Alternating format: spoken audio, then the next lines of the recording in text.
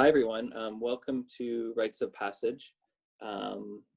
This is presented in partnership with Richmond Art Gallery and Birds Canada in celebration of Vancouver Bird Week. I'm beaming into you from Richmond, BC, here on the Fraser River Delta. As we consider our local ecosystems, it's integral for us to also understand the cultural history of the land on which we are discussing today. So I'm going to talk about the land that I think we're going to be focused on, but if other people want to share where they're coming from, please do.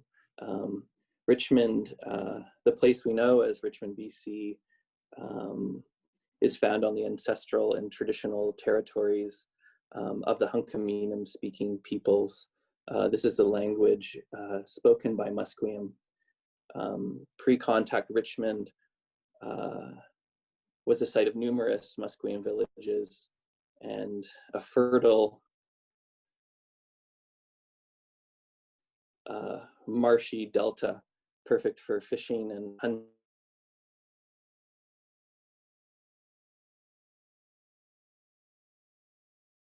Also, and still a major stopping point for migratory birds on their annual paths up and down the continents. So to preface this talk,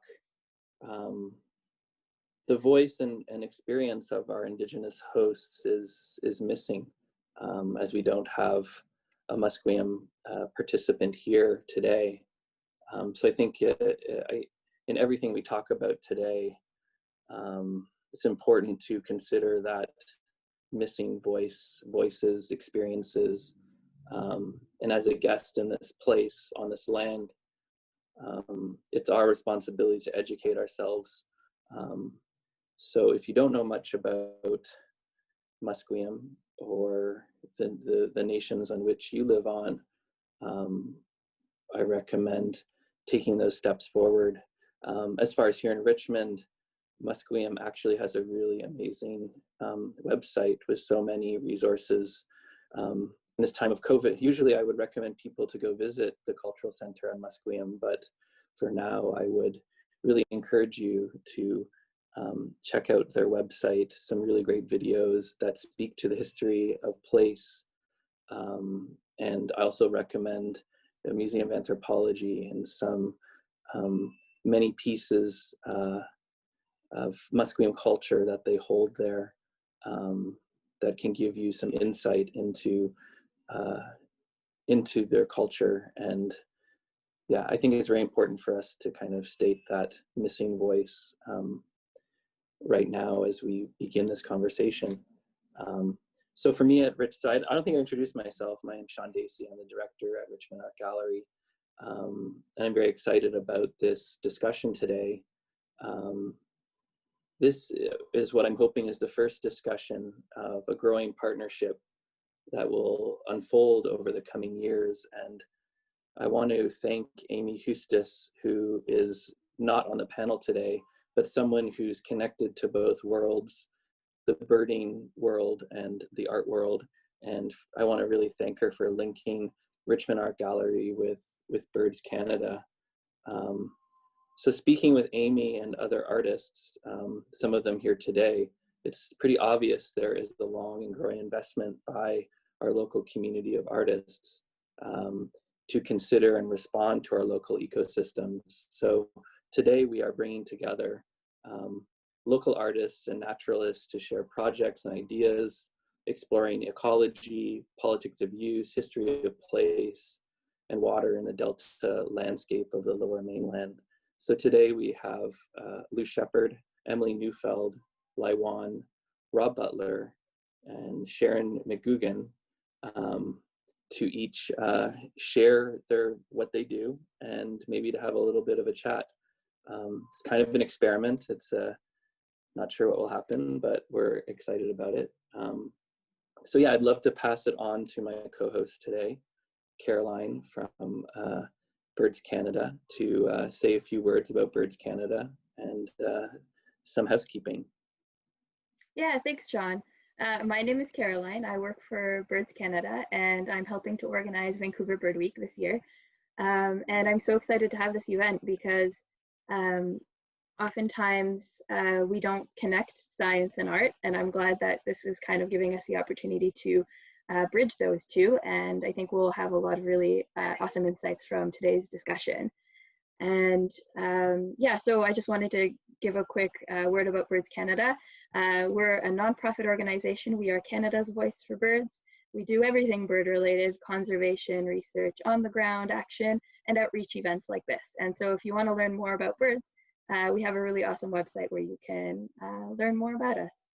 And so yeah, and so I'm excited to get this event started. For the duration of the panel, we'll have at the beginning, we'll have the panelists talk about themselves, and then have the discussion. And during that time, it would be really great if you could keep your microphones off. You are welcome to keep your camera on. Just a note that we are live streaming this to Facebook. So if you do not want your face on the internet forever, then you can keep your camera off.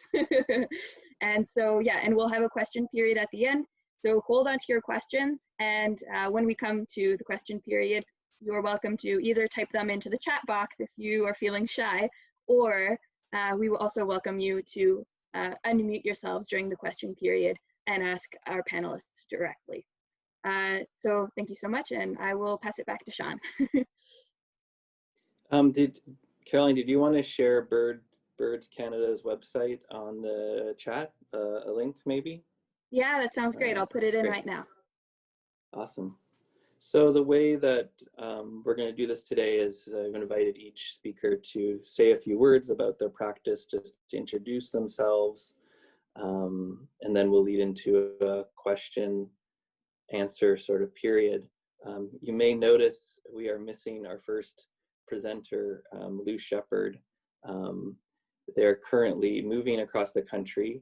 They've been in residence here in the city of Richmond at the Branscombe House for the past year, but are now moving out east. So instead of them presenting live to us today, they did share a video about a specific project. But let me read you a little bio first about them. Lou Sheppard works in interdisciplinary audio, performance, and installation. As I mentioned, through 2020, Shepard has been the Branscombe House Artist in Residence here in Richmond. While in residence, they have completed numerous site-specific works, including Murmurations, a score for social distancing, which was a series of dance works based on bird flocking behavior. So today, Lou's actually going to be talking about a different project that they just completed entitled Rites of Passage, which was a bit of an inspiration for this talk. Rites of Passage is an interactive set of walks that follows lost or hidden streams, waterways in the developed urban environment of Richmond's Steveston. This work prompts us to consider, from both a historic and contemporary perspective, the human and non-human rite of passage to these waterways. And Lou has produced a physical map, which you can see on their website. I'm holding a physical copy here that we have around at the Richmond Art Gallery. So I do encourage everyone to get access to one, pick one up, and maybe take a walk out here in Richmond. It is sunny right now. And discover all of our hidden and covered rivers. But I will now ask Sophia to load up the video Lou's made for us to begin our conversation. Thank you. Thank you, Sean.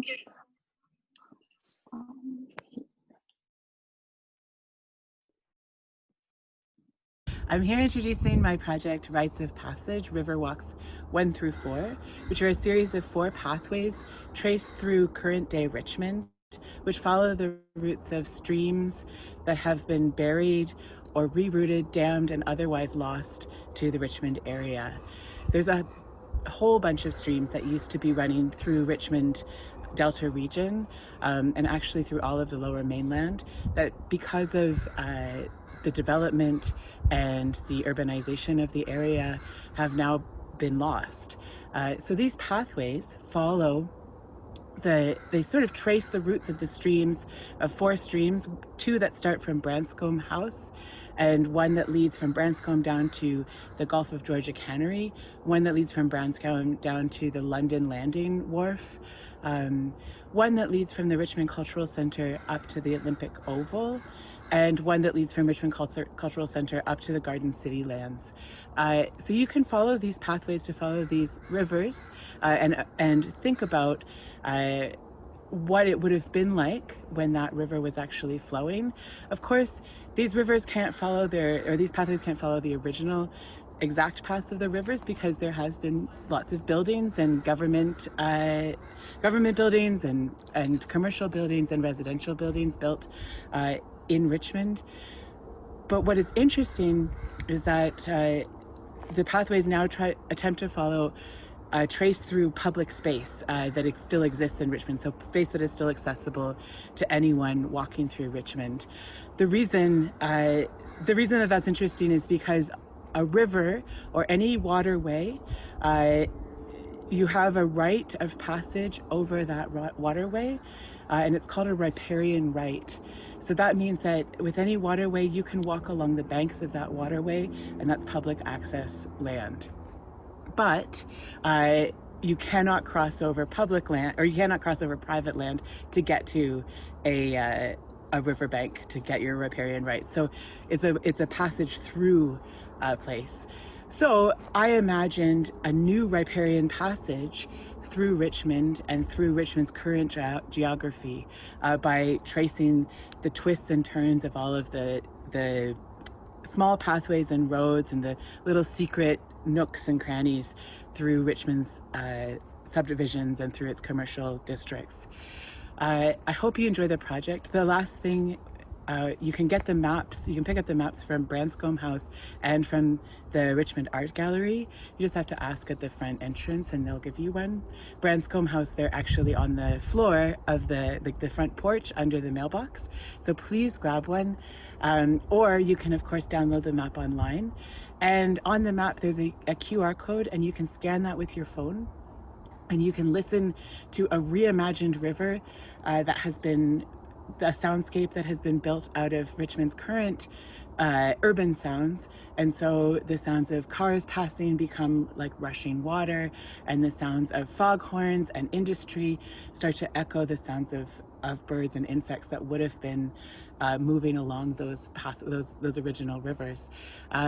So I hope you really enjoy the project. It was such a pleasure to do it, and I hope you get to think a little bit about what Richmond looked like in the past and what it might look like again in the future.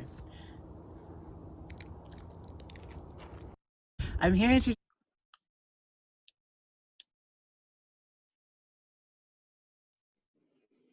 So I will share a link to Lou's website, so you can download the PDF as they said. But I also encourage you to take a walk to Richmond and visit the beautiful Branscombe House, where we host artists in residence, and you can pick up a physical copy and follow one of these river paths. I just want to thank Lou again for participating today whilst they were in midst of moving across country. I'll pass on to Caroline now to introduce our next presenter. Yeah, sounds good. Thank you. So I will be introducing Rob Butler. And Rob Butler is an ornithologist, author, and artist. Over half a century of watching, writing, drawing, listening, and living among birds, Rob Butler's views have transformed from ecology and behavior of birds to a unifying vision of nature and human culture, which he calls nature culture. Butler holds a graduate degree from Simon Fraser University and the University of British Columbia. His research career includes the social behavior of crows, ecology of herons, and migration of birds. Rob is an adjunct professor of biological sciences at Simon Fraser University and has published over 150 works for scientific and popular audiences. And he's done a lot more, but I will now pass it on to Rob Butler. Hi, Carolyn. Thank you everyone for tuning in today. It's a beautiful day. I stepped out of the house this morning and looked up, and there was about 120 snow geese coming in. So the winds are out of the northwest today, and all these birds are arriving here right on cue because today is World Migratory Bird Day. And Bird Week, Vancouver Bird Week, was established to celebrate World Migratory Bird Day. We normally do it in the spring, but because of COVID and so on, we postponed it to the fall. And that's what this event is all about, celebrating those birds. And I'd like to think about the birds and just the role they can play in our society and the way we live. If we start here just at the Fraser Delta, we're especially endowed with a very rich environment with many, many birds. The accolades for the Fraser, the designations just sort of speak for themselves. You know, it's a hemispheric site in the Western Hemisphere Shorebird Reserve Network. So for shorebirds, it's the highest ranking it can get. It's also an important bird area in Canada. It has more nationally and globally important species here in the Fraser than any of the other close to 700 important bird areas across the country. And there's many, many more. So, you know, it has been recognized for conservation. Many years ago when I started working for the Canadian Wildlife Service, I had a look at the Fraser and how much land was set aside for birds and what we were doing. We had about 1% set aside then. Now we're well up over 30%. Many of the birds are doing well, so which is really good news. And I think the conservation kind of speaks for itself. There were some pretty big issues back then that have been largely resolved. We still have issues, of course, going on around the Fraser. It's a busy spot, but it's a great place to see birds. You know, there's about 270, 300 species that regularly occur here. And they are here on migration, obviously, going through, but they're also here in winter. So what we're seeing today are many of the birds that are coming here for the winter. We'll have about 250,000 ducks and swans and geese around the Delta. The snow geese in particular are stealing the show right now. There's just thousands of them arriving from the Russian Far East. And some of our shorebirds that have just gone through will be heading down into Central America and some as far as South America. So these birds are traveling across the hemisphere. And I like to think of the Delta as the first international airport because it's been around for about 9,000 years. And as far as we know, the birds have been here for a long period of time. We can look back to the archaeological record and you can see there are birds here from a long, long time ago. And they were part of the culture of the native indigenous people as well, who have been on the Delta for as long as the Delta has been here, for about 9,000 years. So that's really important to consider. So since we have all of this, we have all these birds here, the one thing that I would really like to think about is how can we bring this into the wider culture? How can we bring nature into the culture? And one way, of course, is through art. But there's many other ways, and you might have a special talent in other areas. And just start thinking about getting out and looking at nature, looking at the birds that are around us, and bring that back, because this is a new way to say things. Often artists lead the changes in the society. And I don't know where it will go. We have people from all over the world who can bring a new, fresh view to this. And I think we have this huge opportunity here on the Delta to really do this. And with Sean's help there at the Richmond Art Gallery, we're starting to bring it together, and the artists that are here sharing this time are also doing the same thing. So just imagine this in a few years from now. Maybe we'll get back together again, and maybe we'll have a nature-inspired session of what we've discovered and what we're trying to create here around the Delta. So that's part of that nature culture. And once you do this, once we bring nature into the culture, then we start thinking about sustaining it. Because if you want to sustain the culture, you've got to sustain nature, which is the basis of that. So I'll leave it at that and turn it over to some of the other speakers, and I'd love to answer some questions later on in the session. Thanks, everyone. Thank you so much, Rob. I really loved that thought of how we can support bringing back nature into culture. And one of I think I said in our earlier meeting, one of my most exciting takeaways from the lockdown, I live in Gastown, was the silence and being able to hear all these bird songs and to notice the natural world in my urban setting, like a hummingbird flying by my planter box, and a tiny owl I saw, things I didn't know that live in my neighborhood, and really experiencing that the non-humans, and understanding that I am cohabitating with others. So thank you for those thoughts. I'm going to move on and introduce our next presenter, someone I've had the pleasure of working with a few times, and someone whose practice I really admire here in Vancouver. Laiwan is a interdisciplinary artist, writer, and educator with a wide-ranging practice based in poetics and philosophy.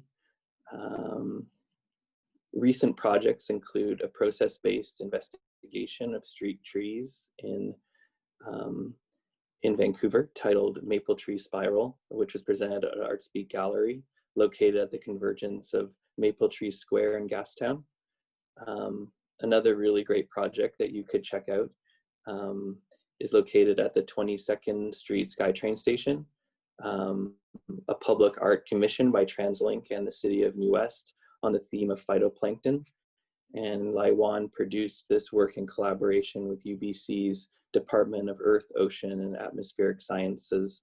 I'll just mention those two and pass it on to Laiwan. Thank you so much. Thank you, Sean, and thank you, Rob. That was really quite inspiring to know that the birds are flocking in right now. Where could I start? I guess first I'd like to acknowledge that I'm on unceded Musqueam, Squamish, and Tsleil-Waututh territories. I arrived here as an uninvited guest, leaving the war in apartheid Rhodesia. And growing up in a British colony, my approach is very much exploring decolonial approaches. So today I will very quickly go through some of the strategies in 3 projects. One is Maple Tree Spiral, which Sean mentioned, and another is Wander, which is the phytoplankton project on 22nd Street, and then very briefly to mention Fountain, which was in 2014. So I will share my screen. Oops. Okay. I guess I have to go here. Okay, so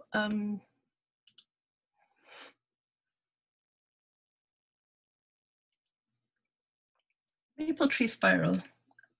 Art Gallery invited me in 2018 to think of a project to do, and because it's around the corner from this square, I was very interested in looking at the lives of street trees.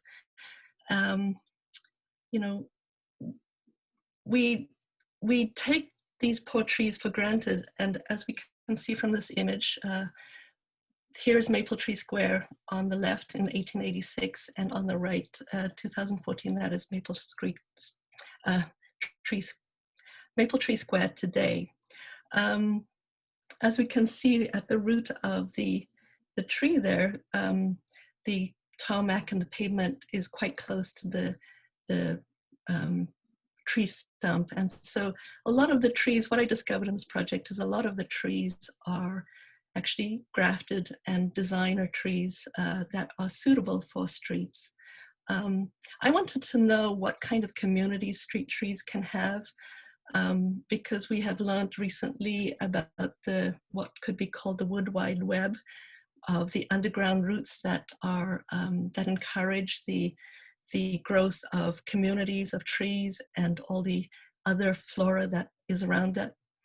And trees to me are kind of go hand in hand with birds. It's like they are the habitat for birds. And something in my practice that I'm very more and more concerned about is how to encourage biodiversity in my practice, and also habitats for multi-species. This is a map from the book by Bruce MacDonald, Vancouver Visual History. And this is the First Nations map of this area called Vancouver. Ignore the red circle outline there. That was from the Northeast Falls Creek area, but we can see where Kumale, the big leaf maple trees, is. I can't find my, oh, there, around Gastown. This is the tree that a few months before my exhibition was to start, we got a notice from the city of Vancouver that a maple tree was going to be chopped down from Gastown. And we kind of rushed to try and get this tree saved, or somehow find out more about it. You can see there is a nest here.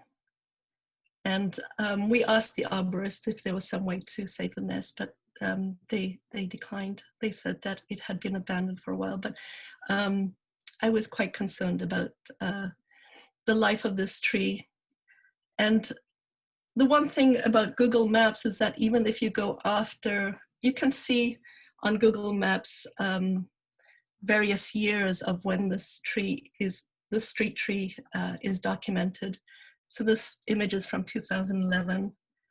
This one is from 2018. And this image was taken after it had already been chopped down. So even though it had been chopped down, it still existed on the internet. This is what was left after it was chopped down. So in my exhibition, we had guests like C. Swice, who is Indigenous ethnobotanist based in Vancouver and also in Squamish Lands. And she shared stories about the maple groves and also the history of Gassy Jack and the Squamish Nation, and also the Great Fire of Gastown. We also had Egan Davis doing a tree walk in Gastown, looking at all the species of trees. And this is, I guess, one thing in terms of how to build awareness within the built city environment of, I guess, increasing biodiversity, of the opportunities to have a conversation about increased biodiversity. Again, Egan Davis is walking through Chinatown. And again, the challenges for many of these trees dealing with drought conditions because of the tarmac, but also climate change changing quite seriously. That Egan Davis, who is faculty in the UBC's Urban Horticultural Department, he and his colleagues are looking into what new trees in the streets of a city could survive climate change, because right now many of these trees aren't doing so well. To kind of balance that, we kind of looked at an urban oasis, which is in the Cottonwood Gardens, where C. Swice and Anne Riley took us through a walk of what's happening in the Cottonwoods in relation to Indigenous gardens. And their projects also are really interesting in the city of Vancouver in relation to rewilding and Indigenous gardens and creating habitats for all critters. And that's part of the walk through Cottonwood again. And this is just an installation view of in ArtSpeak. And these trunks are from the tree that was cut down around the corner from Water Street. So in some ways, I wanted to create a space that contemplated and paid homage to this tree that was cut down for no other good reason except that it was slanted in a very awkward slant because it was trying to reach the sun. The next project is Wander Toward a Likeness of Being. This is at 22nd Street SkyTrain Station, looking at phytoplankton from the Fraser River. So there are 22 little different images. So in collaboration with the Earth, Ocean, and Atmospheric Sciences at UBC, I really had the pleasure to work with a directed studies group led by Dr. Tara Ivanochko and Dr. Michael Lipson. And it was just such a treat to work with them and to attend seminars on their research of phytoplankton, and in their laboratories, saw how they were studying phytoplankton and the water and the life of the Fraser River. One of the things that I learned, which quite surprised me, was in the 1800s, one of the engineers, the colonial engineers looking at the Fraser River, in his journal, he wrote, "It over meanders." And I was kind of stunned with that thought. And basically, they did straighten the river for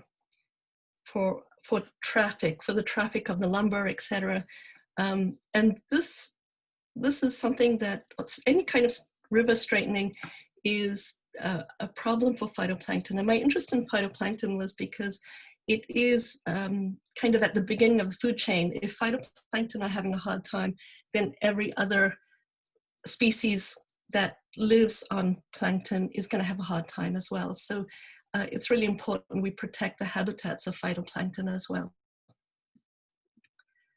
So at the station, there's also at night, there's 3 projections of phytoplankton also. One of the reasons that they wanted an art piece at 22nd Street was because a lot of the transit users said it felt unsafe. So I thought it would be really lovely to have the phytoplankton as kind of guardians of safety. So they're peppered all over the site. And there too. And then finally, quickly, the project Fountain, the source or origin of anything, from 2014. This was for a commission for the wall, which is outside CBC, and it's to work with the CBC archive. So this is the Georgia Viaduct from the location of Keefe and Columbia Streets behind Chinatown.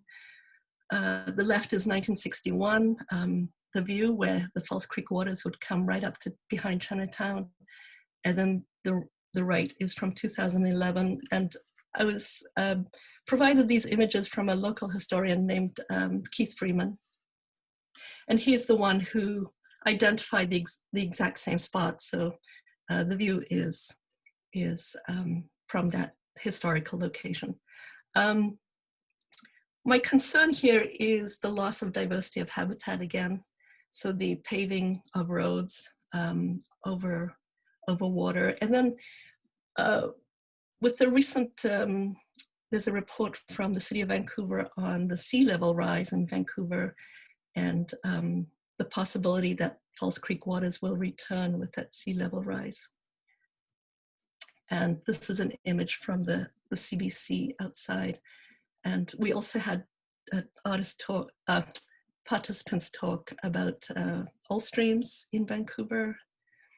And this is from the image that I used from a film from the CBC archives.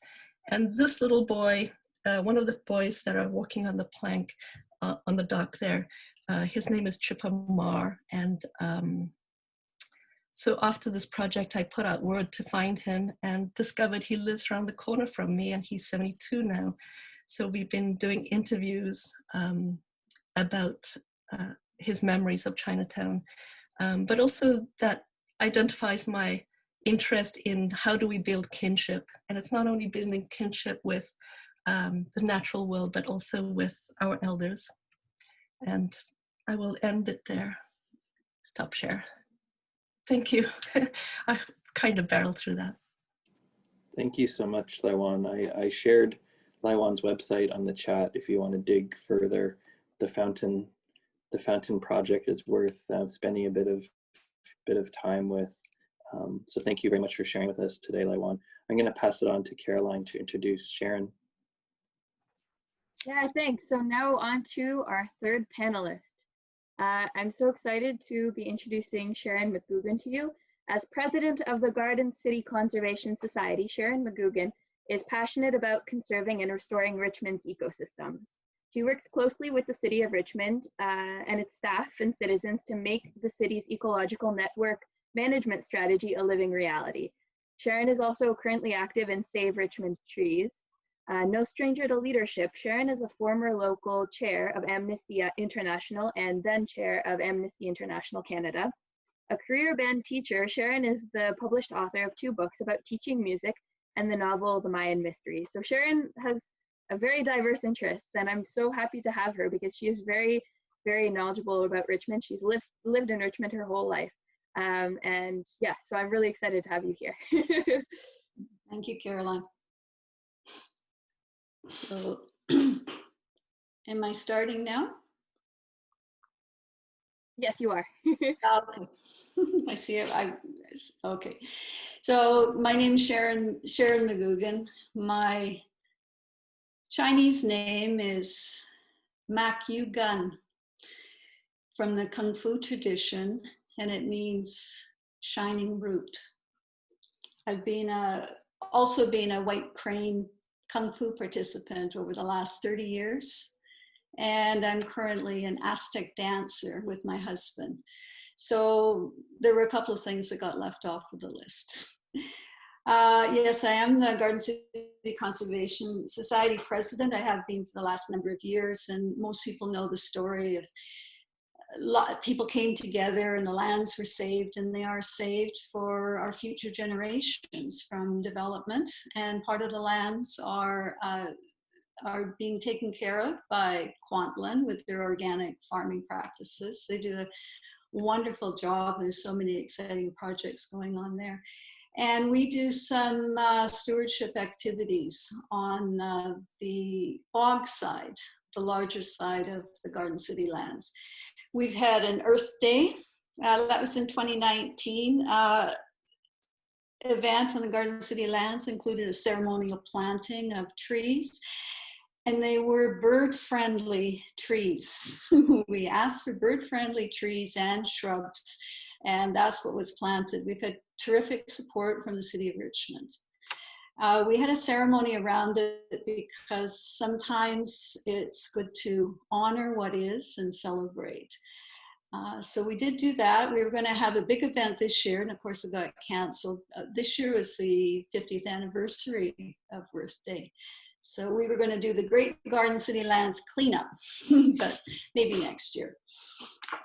We've also been other stewardship activities. We've been rescuing shore pine. There's some indigenous native species trees on the Garden City lands. They're called shore pine. And they've never been able to grow because the Garden City lands are cut each year. So we always worried about these trees. They were getting cut year after year. So they were very old, but they were very tiny. So we suggested marking them so that they weren't cut. And City of Richmond was wonderful. The engineering department made these beautiful white metal posts. And if you're ever on the garden, driving past or on the Garden City lands, it's in the southeast corner, you'll see these white metal posts. So we're delighted that now these shore pine can grow because they're original genetic material. We also have a sphagnum moss test area because sphagnum moss is the keystone species in the Garden City lands. We're not scientists, we don't do that work, but we did, we've got an area cordoned off, and KPU, Kwantlen, has been just wonderful creating a scientific study on that test site. So what we want to know is what's best for the sphagnum moss. Is it better to cut the lands each year, or is it better to let the moss grow and not be cut? Michael Wolf is a former director of our Garden City lands, and you may know he's a counselor in Richmond. He used to lead tours on the Garden City lands, introducing us to the native plants. And, you know, I remember him saying, listen to the lands. You know, because we as humans, we think we know what to do, and we go in and do it, and it's not always the right thing. So I always remember Michael saying, listen to the lands, and that's what we try to do as a society. We're also working on conservation projects in the city, and one day someone introduced me, showed me the Ecological Network Management Strategy. It's a book, it's a strategy Richmond has. It's a mouthful, but I was just blown away. I thought, I've been looking for something like this all of my life, because it's a framework for the integration of and respect for the natural world, how to integrate the natural world into the urban settings. So I phoned up the manager of the environment, and she's a former manager. And I said, I saw this document, this book, it looks so wonderful. And she was so surprised. She says, nobody phones me. But it was just the most exciting piece of work I had seen, because that's something that it's a framework for going forward. So we've been trying to do that. We've been working on how we can make Richmond more bird friendly, and that, on boulevards and city parks and so on. It's a big job because there's so many connected parts to it. We lose a lot of mature trees. How to keep more mature trees? Richmond's below sea level, so development means raising the land, which means losing trees. I mean, it's quite complex, but there's lots of good people working on it from inside and outside of the city, and people from even beyond. We're interested in seeing some rewilding. That's a proposal we haven't pitched yet, but that's something we'd like to work on. A couple of years ago, I met James Casey of Birds Canada, and Birds Canada really made a big difference in our work, because working alone versus as a small group versus working with a larger body of people really makes a difference. It's much more effective to work together. Is it possible to put up my picture, my Adopt a Bird habitat? Yeah, absolutely. I have it right here. Okay. Okay, I believe it's up now. Yes, it is. Good.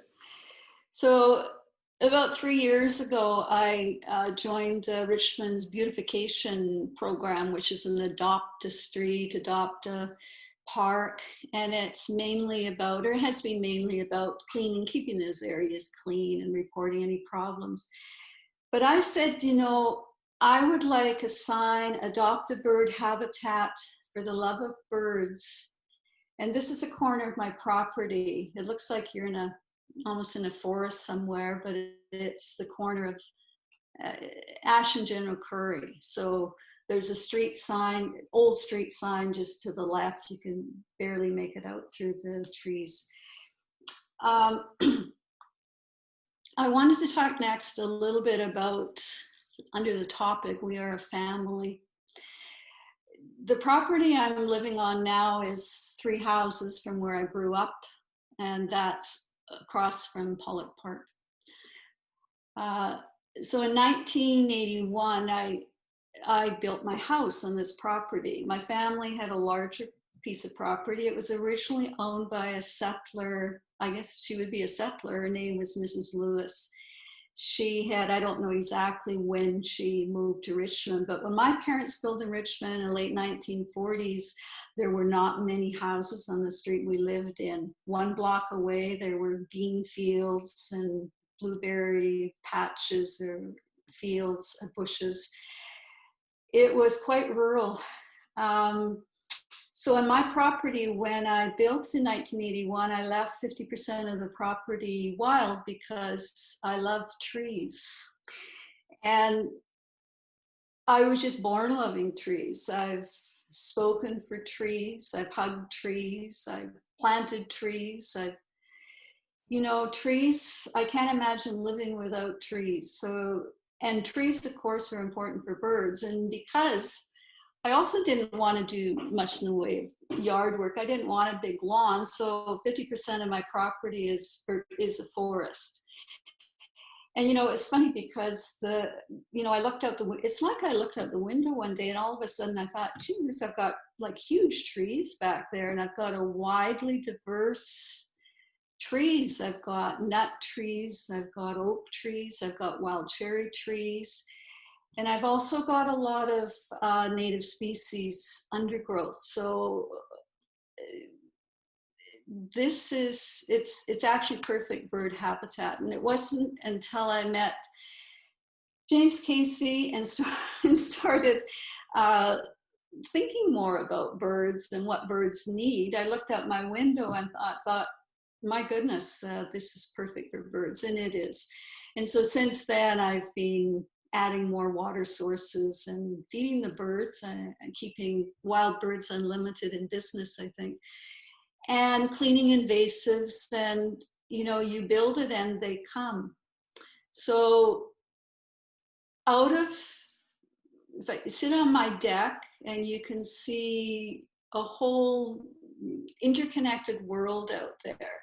So I see birds, and they don't just pass by, they hang around, and I see the life cycles. I see the hummingbirds that come, and then once I thought, oh, one hummingbird's chasing another, they're having a territorial fight. Well, they weren't, they were courting.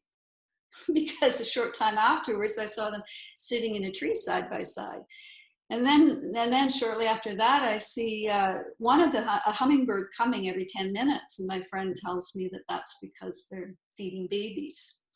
I get a lot of baby birds. I get birds of all description. The blue jay has just arrived back. You know, you can't mistake him when he comes because he's very loud. I have some crows that have been coming parent crows came, and now the teenager comes. So all three of them are coming now. I had, and I'd like to talk to maybe Rob about this at some point, but I have crows, these family of crows that come. And then I had also an elder crow that started coming to my yard about a few months ago in the summer.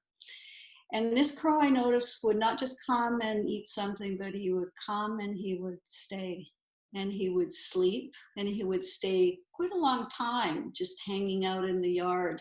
And he would come every once in a while and do this. And I could tell that he was really old. And, you know, so I made sure there was easily accessible food for him and water and so on. And then on August 31st in the late afternoon, I noticed that the crow had come again. I should also mention that if I saw him in the yard, him or her, I would stay inside and just give him the privacy and not bother him. And, you know, I saw him walking around my deck area, just below my deck, and that was unusual because usually the crows come and they leave. So the next morning I got up and the crow had died. The crow had died on my deck, under my chair. And, you know, I just was overcome. I guess I felt honored that the crow had decided to make this his final resting place or felt comfortable enough. I don't understand exactly crows, but to me, it was a beautiful experience. And my husband, then we buried the crow in the forest in front of a beautiful fern. And to me, when I see the birds outside, I see family. I see we are all interconnected. We are a family. We need to speak for the birds. We need to ensure that they have habitat, because if they have habitat, if they have the things they need, for sure they come. They're here. You know, you just give them a moment, you just do one little thing and there they are. The birds, well, they've got me trained now, I guess, because I put out some food. You know, I put out some food and like a split second later, there they are. But we need to do, you know, we need to do as much as we can to speak for the natural world, because we can't exist without the natural world. We are the natural world, and the natural world is us. And I just wanted to end by saying, you know, I've done a lot of activism in my life with Amnesty International since 1981. And I know that it's important to take action. It's good to talk about things, but you have to take an action, and one action leads to another action. And from there, something can grow. Amnesty International started because, you know, two young fellows were in a bar and they gave a toast and said the two words to freedom. They were arrested for that, thrown in jail. Somebody heard that story, man in London heard that story, and he wrote an article in the London Observer called The Forgotten Prisoners about all of the people like these young men that were put in prison unjustly, just for some words they said. He wrote the article, it went international, and you know, now it's the hugest, it's the biggest human rights organization in the world. But it started with people virtually going to prison doors and knocking on the door and saying, you know, he's in there and he needs to come out. So, you know, it's important to take an action. And I want to say I am just so overcome with respect for people. Like, there's a young woman today that emailed me, Melissa, and she's been actively, her and others have been actively trying to get rodenticides banned. And I got a message today that New West has now banned rodenticides, and there's been a list of cities, and this is great news. But these things happen because people take some action and then others join them. And when we work together, we're stronger for it. And I wanted to end by saying that there was one question about, does the natural world have rights? Do rivers have rights? It's called environmental personhood, and rivers and mountains and forests are starting to have their rights enshrined in the law. So this is really important. There's a great article in National Geographic, I think it's from last year, A Voice for Nature, and it's talking about New Zealand. And this is how the, excuse my pronunciation, but the Maori tribes in New Zealand, they say, the great river flows from the mountains to the sea. I am the river is me. So on March 20th, 2017, New Zealand recognized this. They recognized into law what the Maori had been insisting all along, that the river is a living being. And that's not the only example. There's lots more examples of that. And the Fraser Estuary, does that not have a legal right to exist? You know, so another avenue of activism. So my greatest wish is to see birds flourishing again in our urban areas. And if we can work together, it can be accomplished. Keep it or recreate it, and they will come. Thank you. Thank you so much, Sharon. What you're saying there about activism, it also made me think of the daily acts that we do, and I think each of you represent some of the small scale stuff, the daily gatherings, the daily passing of information through whatever projects you're doing, the work that you do at the Garden City Park, and those are also forms of activism that I think are so important. And those 1-to-1 or 1-to-5 conversations with small groups of people and passing of knowledge is so important. So thank you for sharing with us. We now have our final participant today. Emily Neufeld's practice investigates place and how humans change and are changed by the surrounding environment and the layers of memory and psychic history that accumulate in a material world. Neufeld has created and participates in community sharing gardens and sees land as fundamental to her research process. Emily currently has an exhibition with us at Richmond Art Gallery entitled Prairie Invasions, a Lullaby. It is up for another week, closing next Saturday. We are open to the public Wednesdays to Saturdays from 11 to 4 p.m. So please come by and see it in person. The exhibition explores abandoned farmhouses in Alberta, searching through remnants of the selected sites. Neufeld probes for traces of the lives and histories of those who have resided there.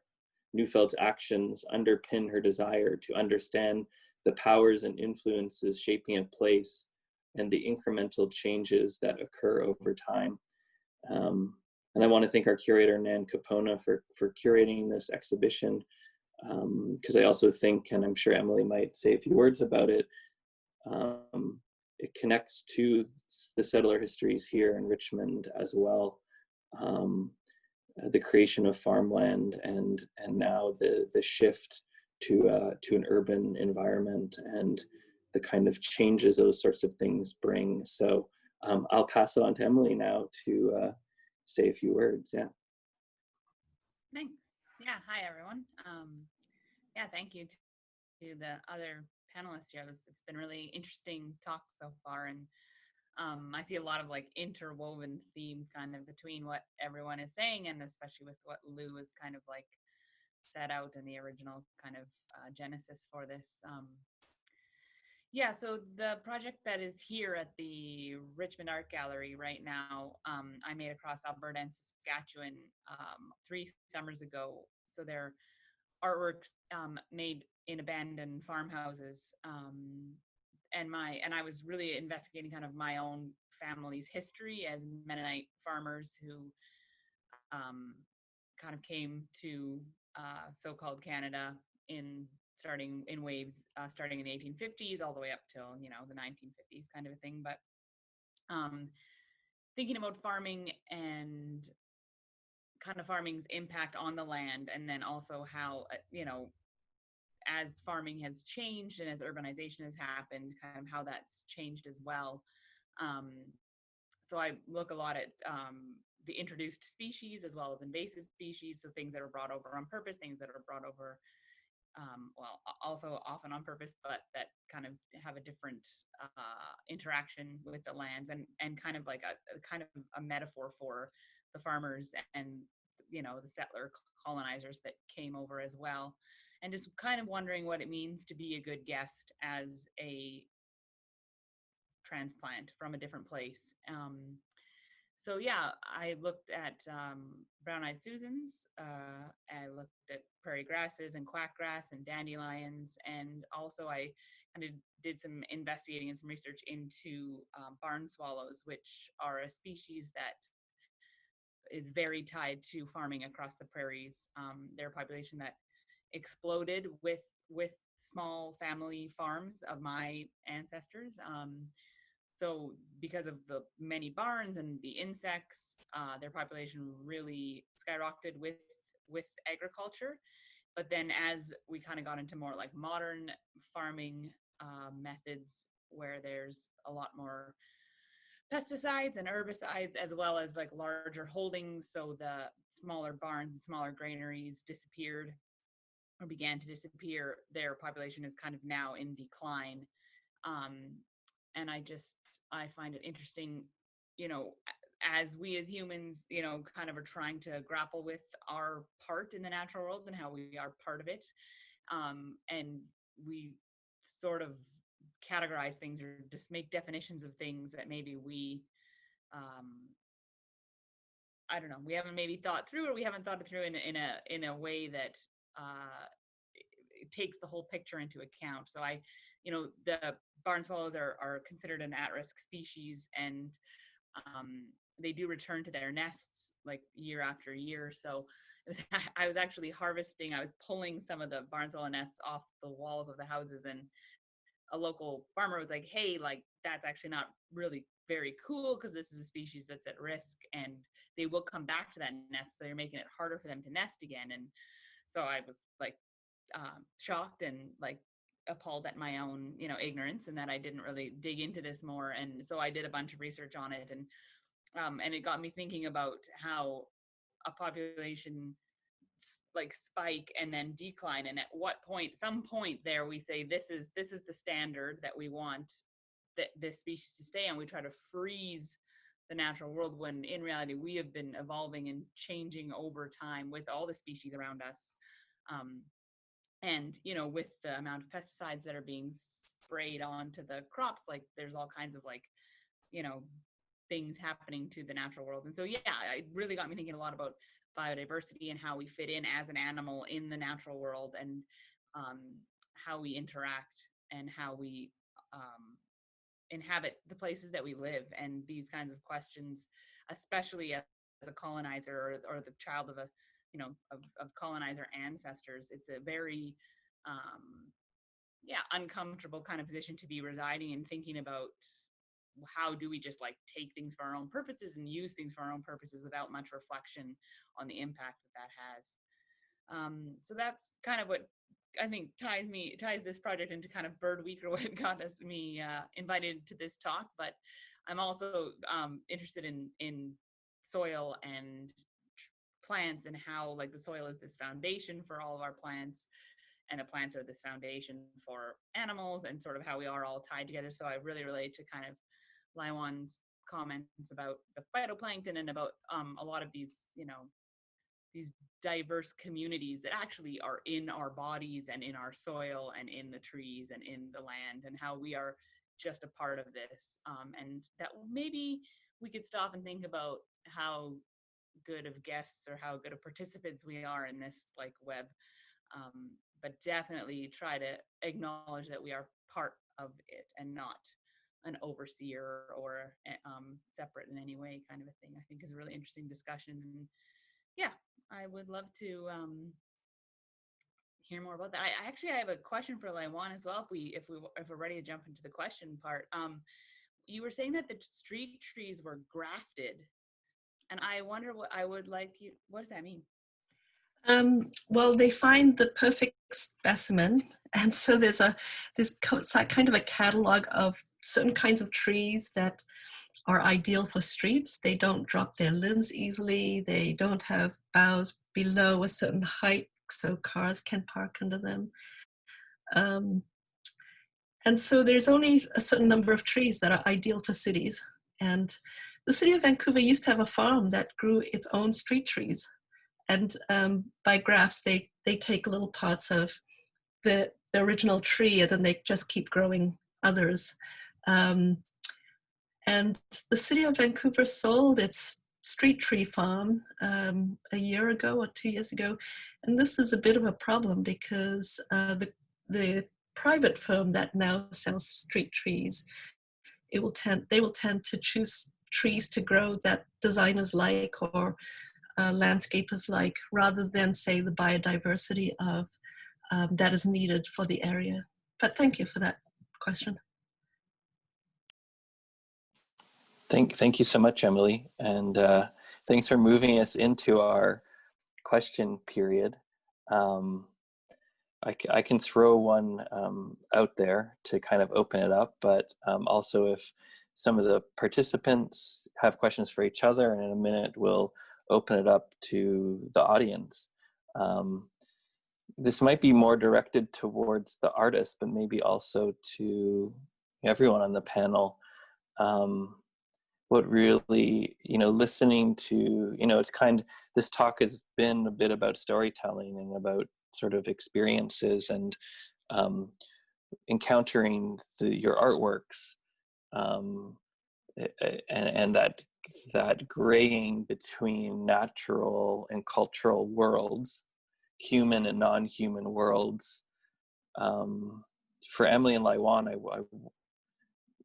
is that purposely part of your work, this balancing between the research and the actual science and the metaphors or analogies around colonization, decolonization, are your works kind of involved in that kind of balancing in concept? I really love when you think about it more, just the complexity, the layers of your works, and but also I think even for Rob and Sharon, it's also, you know, thinking about I think you brought it up, how the human world is so influenced by the non-human, and vice versa. So yeah, I wonder your thoughts about the balancing of, I don't even know if this is a question, but like this interconnection and balancing in your works around that human and non-human, and the metaphor of the natural world as an analogy to discuss decolonialization. Yeah, maybe as a comment. I can speak a little bit. Like I'm sure Laiwan probably has some ideas as well, but yeah, I think that there's an interesting, you know, in art, the nice thing, what I love about art is I just am always just like infinitely curious and can never be satisfied and not be asking a million questions. So I get to kind of just like follow any little rabbit trail of thought that I have, which does, you know, it does often lead into, you know, scientific research, but also into material research and my own family history, and just kind of a lot of those things. And I think the difficulty for me is always that the metaphor is never perfect metaphor. And so that's where I'm always drawn to story, because stories can be just a story and it doesn't have to be this perfect metaphor. So I like sort of like a little bit more like narrative discussion with the materiality of the work, where the materials can be a metaphor, but they also are just a material that speaks for itself. So I think there's a nice kind of blend there. But yeah, I think that, you know, it is our job as artists to challenge the culture that we see around us and to push against the edges. And I happen to enjoy that. I think Emily has articulated that well in terms of the questioning. And part of that questioning also are the methods that past art, say, past movements have used, and in what ways can we open up, for me particularly, perception and consciousness. So how can we look at land differently, or how can we look at the city differently? As a person who's interested in phenomena, in the sense that what will arise rather than my imposition of what I think is there, I think in that sense I share with science a little bit, in the sense that I do want to approach things very sensitive to what could be living there that I may have no clue about. So I often approach things without a clue. My work is not, my research has never been in trees or phytoplankton or water, but my concerns have been often what is overlooked, what is neglected, and then say, looking at the water that used to come behind Chinatown, a lot of people don't know that all of that water has been filled in. And so I'm very, I guess, concerned about the homogenization of cities, so that the experience that we have of a city is all built around certain expectations, and some of those expectations are not conducive to encouraging other species, and it's not conducive to other habitats. So in what ways can we imagine a future city that really allows us to live with a lot of other critters? And it's the same way as, you know, our biomes within our bodies, as Emily had said, which is that, you know, the gut biome has so many other critters, or the brain biome or the skin biome. And so that's a shift in consciousness that folks like Donna Haraway or Anna Singh have been proposing, which is that we're not actually a singular human, but we're a collaboration of many, many other critters. And if we can shift the way that we are in the world, where we're not like these willful humans changing the landscape, but instead very sensitive to all the other lives that are sort of affected by how we are in the world. Thank you. I have another question for the other two, but maybe this moment we can first see, I don't want to hog all the talking time, see what our audience, if there are questions. And I think if you are confident and would like to speak, you can unmute yourself and ask your question, or if you're a little bit more shy, you can put it in the chat.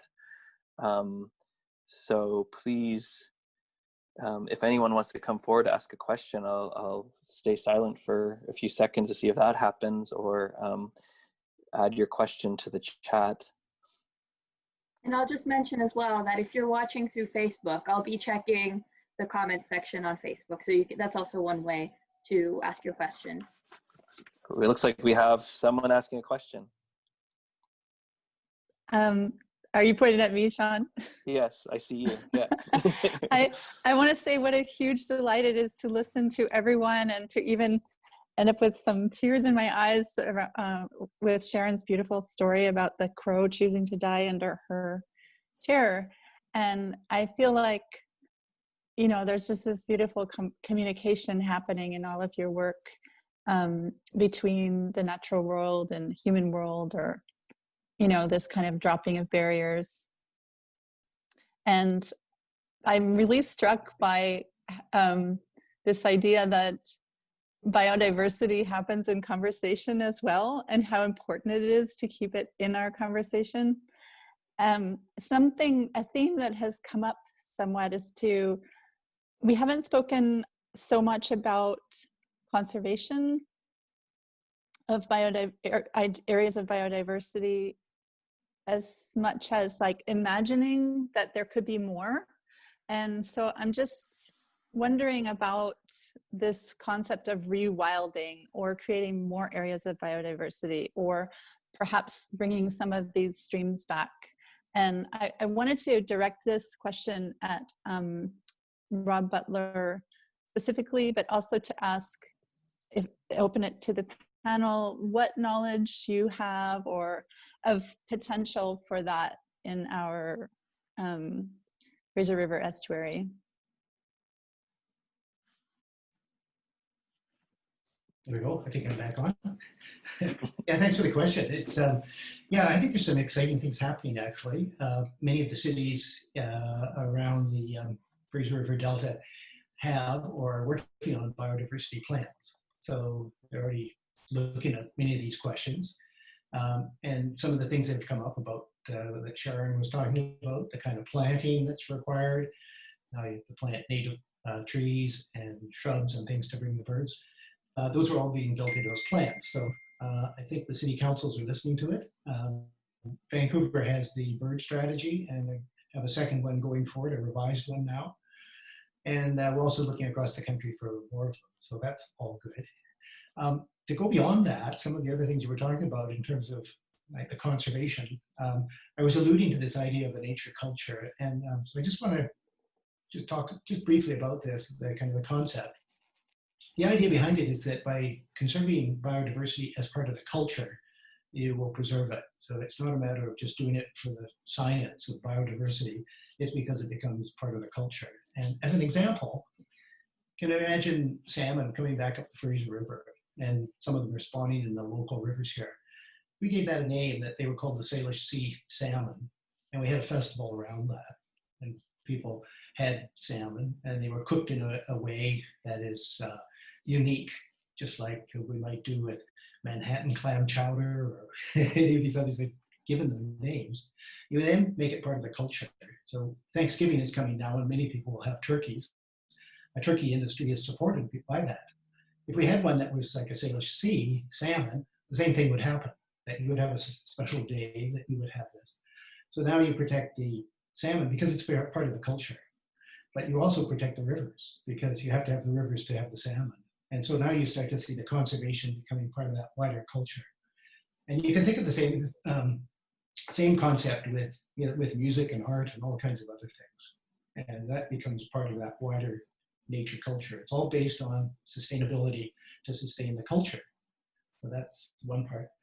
I also wanted to mention just, Laiwan was talking about the science and the art. I like to think of it this way, that with science, it's quantifiable. You know, we have to go and measure things and see if there's statistical differences and things.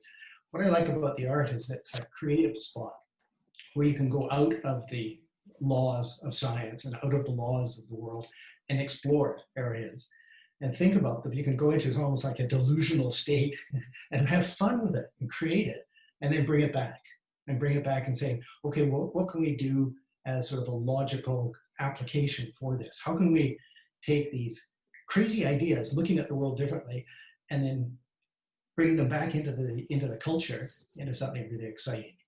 So anyway, that's just some thoughts. Thank you. I'm not sure I like being called deluded, but that's that's all right. Thank you so much, Rob. I really appreciate it. Sure. Thank you, Amy. So I we know actually that, have, oh, sorry, go ahead. I was just going to mention next question. I was just going to mention, I'll let you read the question, but I was just going to mention that Sharon is going to have to leave us in a few minutes. Well, let's get to this. Oh, you're going to say something, Sharon? Yeah, sorry, I had my mute and unmute. I just wanted to reply to the last, the question was, our society is quite interested in the Milwaukee forest concept, where a forest can be created in a very small area. It doesn't take as long to grow and it's biodiverse. So a lot of people have been using this technique. It started in Japan, but have been using it in different parts of the world. And we're just interested in how we could, because there's so many opportunities to have little wild areas throughout our city. Or why small? Well, wild areas, because even if you look at our parks, I mean, there's always room where we could have patches or we could have areas of wild. So that's something that we're interested to explore is the Milwaukee forest, wilding our urban areas. Thank you, Sharon. Laiwan? Yeah, and to add to Rob and Sharon's comments, there's a book called Half Earth by biologist E.O. Wilson that I really like this idea, which is how can we imagine the Earth saving half of it for other critters, other species. So on some levels, we as humans need to redesign how we take up Earth, or even how we sprawl. And do we really need to build more developments, or can we be much more efficient in how we develop? Anyway, that's a thought. Half Earth. Thank you, Laiwan. I'll let Caroline read a question we have in the chat. Yeah, sure. I see that we have a question in the chat, and also someone has their hand raised in the audience. So I'll read the question in the chat first, and then get to James Casey's question. So from Amy G, I heard something on the Weather Channel about how Norway maples, chosen because they resist insects, are replacing the native sugar maples. I know the city of Vancouver has planted a lot of Norway maples, but these are very bad for birds because they have latex sap, which butterflies and other insects cannot eat. So there are no insects for birds to eat. Are any of the speakers working with trees and conservation on addressing this, or asking the city to plant street trees that do support birds? I guess my project, Maple Tree Spiral, brought some of these questions up through the UBC horticulturalist, urban horticulturalist, Egan Davis. There is a big problem with many of the trees that are on our streets not being conducive to encouraging habitats. So part of the work at the UBC urban horticultural department, I guess, is looking at what kind of trees would be really great for our streets. But yes, the Norwegian maple is a problem. I think Rob wanted to add to the answer too. Yeah, if I can just jump in. In the bird strategy earlier on, we did a list of species of native ones that would be a priority list for attracting birds as part of the wider strategy in the city in Vancouver. You've lit a fire under me now to go and check, see how that's coming along as we are revising that version. But that was identified that having native trees is much better for biodiversity than some of the others. And I'll look into that and just see if they're starting to plant other ones. As you know, the city has been planting a lot of trees, so just want to make sure we've got the right ones.